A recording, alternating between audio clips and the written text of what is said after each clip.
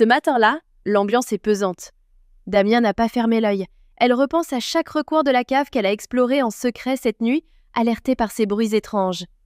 Face à elle, Andrew essaie tant bien que mal de justifier l'injustifiable. Ses explications sont bancales, ses excuses ne tiennent plus la route. Damia le bombarde de questions précises, mais Andrew s'embourbe dans des réponses fuyantes et incohérentes. Elle sait ce qu'elle a vu, et lui continue de lui raconter des histoires. La moutarde lui monte au nez. Devant son mutisme et ses bêtises répétées, Damia perd patience. « V'lan !» Elle tape du poing sur la table, faisant trembler la vaisselle du petit déjeuner. « Andrew, arrête de me prendre pour une imbécile! J'étais dans la cave cette nuit. Alors maintenant, tu vas me dire la vérité, la vraie. » Comment oses-tu? Je te laisse jusqu'à demain pour rentrer chez toi. Damia était sous le choc.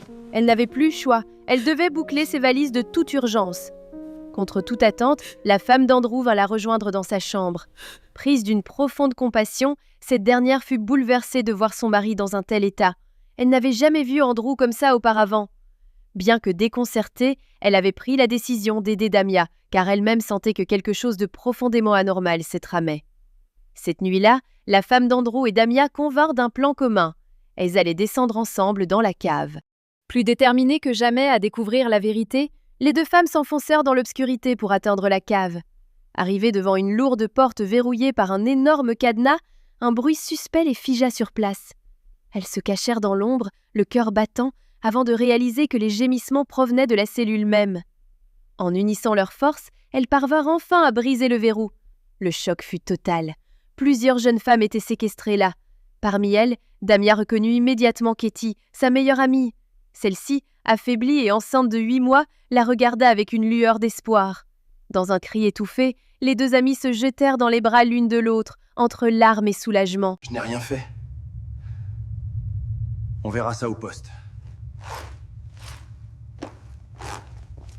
Quelques mois plus tard, la même scène de déchirement se rejouait dans la froideur aseptisée du parloir de la prison centrale.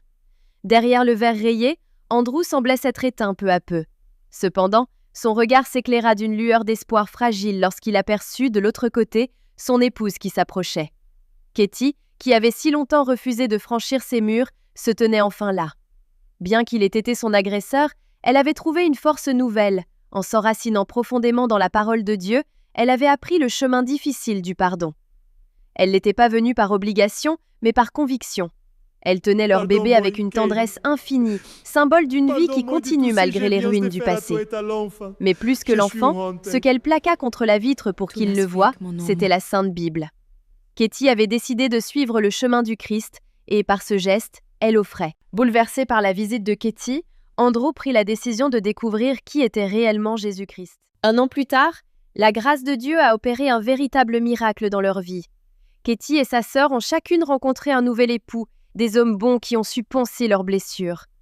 Comblées de bonheur, elles ont décidé de sceller leur union et de se marier le même jour, célébrant ensemble leur reconstruction et leur foi retrouvée. Katie, je suis si fière de toi, de tes progrès avec Dieu. Tu sais, je ne pensais pas vivre ce moment. Dieu est grand. Allez, viens chez Tata. Je suis si contente que tu aies pardonné à Andrew. C'est Jésus-Christ qui a changé mon cœur. Regardez comment il est beau.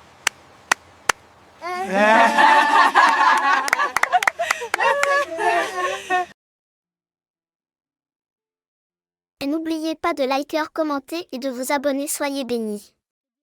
Que Dieu vous bénisse.